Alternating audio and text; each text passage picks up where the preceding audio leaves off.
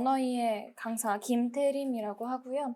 앞으로 잘 부탁드립니다. 우리 일단 첫 시간이기 때문에 오늘은 세 지문 정도 나갈 것 같아요. 오늘은 세 지문 정도 나갈 것 같은데 원래는 집에서 조금 풀이를 해 오셔야 되고, 그런데 아마 책이 지금 출간이 안 됐을 거라 11월 10일쯤 나온다고 제가 들었거든요. 그래서 이거 유인물로 초반부 한 두 번 정도, 두세 번 정도 할 것 같은데 일단 그렇게 해가지고 미리 조금 풀어 오시면은 책 수령하셔서 이제 풀이를 하시면 되겠습니다. 일단은 첫 수업이기 때문에 언어의 공부 어떻게 할 건지, 그리고 수업 들으시면서 어떤 거 얻어가실지 그거를 간단하게 말씀드리는 게 좋을 것 같아서, 그래서 잠깐만 첫 페이지 보시면 목차 뒤에요.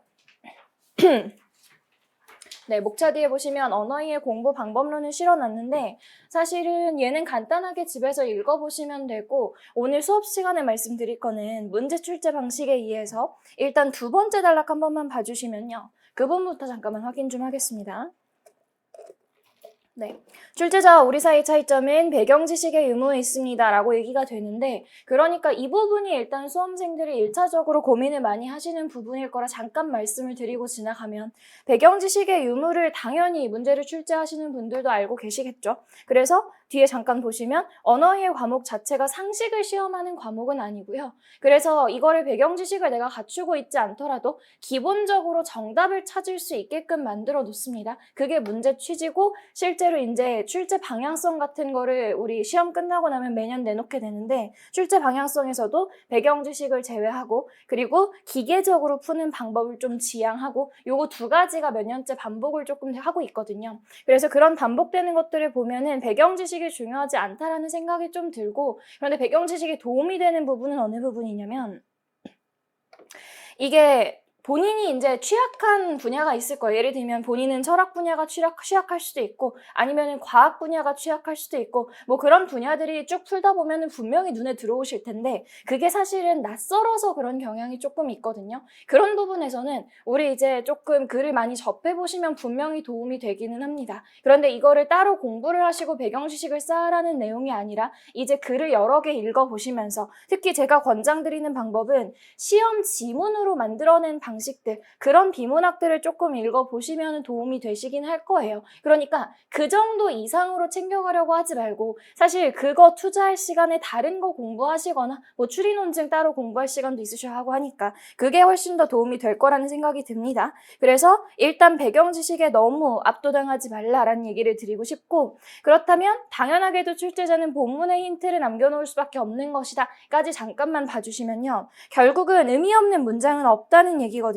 그래서 이거를 알기 위해서 우리 이제 이런 식으로 생각을 해보시면 될 텐데, 두 번째 언어이해 선지 구성, 그리고 두 번째 단락 같은 경우에는 읽지 않고 그냥 칠판으로 말씀을 드리겠습니다. 사실 이거는 제가 항상 말씀드리는 부분이라 아마 영상 같은 걸로 접하셨을 분들도 있으실 텐데, 어쨌든 간에 이렇게 교수님들이 하나의 글을 완성을 시켜놓는다라고 생각을 하면요. 이 하나의 글을 완성을 시켜놓은 상태에서 이제 쭉 완성되어 있는 논리가 차곡차곡 쌓여있는 글이 하나 있단 말이죠.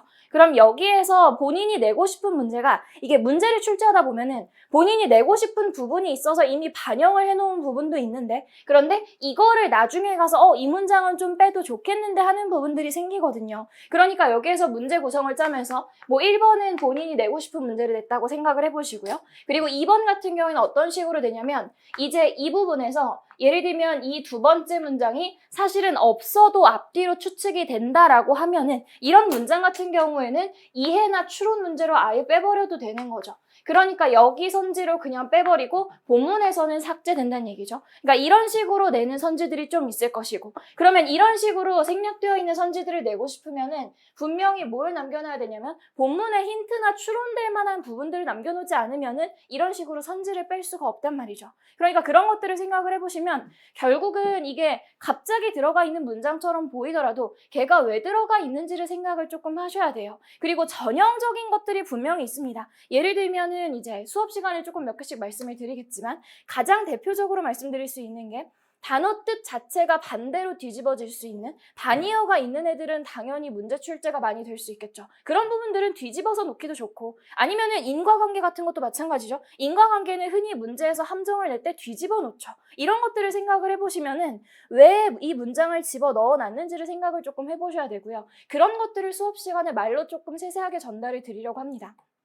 그렇게 생각을 해주시고, 이런 것들을 알기 위해서 글의 글 구조를 이제 어느 정도 파악을 하기는 할 건데, 저는 구조에 완전히 치중해 있는 스타일은 아니고 이런 부분들은 이제 수업 들으면서 본인이 조절해 나가시면 됩니다. 그래서 수업 방식을 이따 소개시켜 드리면서 글의 구조를 어느 정도로 볼 건지 말씀을 좀 드리도록 하고요. 자, 그 정도로 일단 1단락은 두시고 3번에 본서의 공부 방법 되어 있는데, 뭐 그 내용은 제가 구구절절 풀어놓은 거라 집에서 읽으셔도 괜찮고요. 딱 두 가지만 말씀드리고 이 페이지는 끝내도 괜찮을 것 같아요. 첫 번째는 과제 하시는 방법, 혹은 과제라고 하면 조금 그러니까 스스로 공부하실 때 어떻게 하셔야 되는지 생각하시면 되는데, 자, 첫 번째는 일단 그냥 순서를 지켜주시면 될 것 같아요.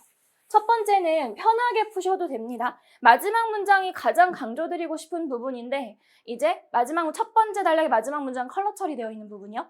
첫 독과 이독 단계에선 정답률을 높이는 데 집중해달라 라고 써놨는데요. 이게 뭐냐면요. 지금은 시간을 신경 쓰지 마세요. 그러니까 아직은 시간을 신경 쓸 단계가 아니고, 왜냐하면 시간을 쳐내는 방법은 1차적으로 내가 뭔가를 이해하고 있고 이 문장이 왜 들어가 있고 이런 것을 알았을 때 빨리빨리 쳐낼 수 있는 부분들이 생기거든요. 그런데 그런 부분들 없이 바로 시간부터 단축시키려고 하시면 무리가 생깁니다. 그러니까 지금까지는 아직 괜찮아요. 그래서 이번에는 그냥 가능한 올해가 끝날 때까지는 내 정답률이랑 기반을 조금 높인다라고 생각을 하시는 게 좋아요. 그 다음에 이제 내년부터 문제풀이랑 같이 병행을 해서 가시면 되는 거고. 자, 그래서 첫 번째는 문제를 풀이하시는데 우리 공부 방법이라고 쓰겠습니다. 이거를 근데 오늘 수업 시간에 조금 이렇게 말로만 하면 추상적이니까 이따가 조금 오늘은 자세하게 어떻게 공부하실 건지 말씀을 드릴 거라서, 그래서 그 지문을 3개 정도밖에 못 나갈 것 같다라고 말씀을 드린 거고, 일단 첫 번째는 그냥 마음 편하게 문제풀이를 하시는데 이때 시간은 전혀 신경 쓰시지 않아도 괜찮습니다. 시간 신경 쓰시지 마시고요. 그런데 조심하셔야 될 게, 요거는 항상 내가 체크를 드리는데, 본문 읽으실 때 그냥 실전에 임한다고 생각을 하고 본문에 본인이 생각하는 키워드 체크는 조금 하면서 가주시는 게 좋아요.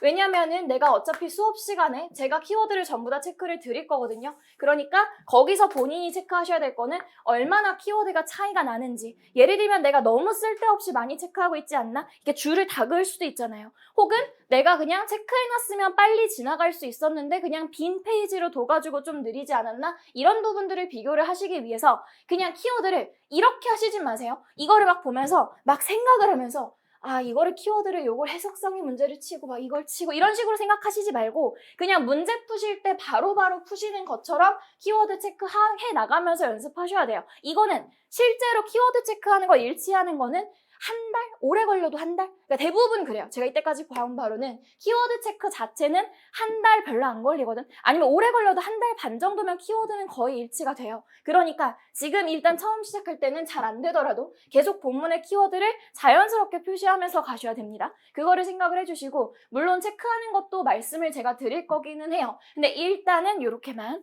자, 그 다음에 두 번째 보셔야 될 거는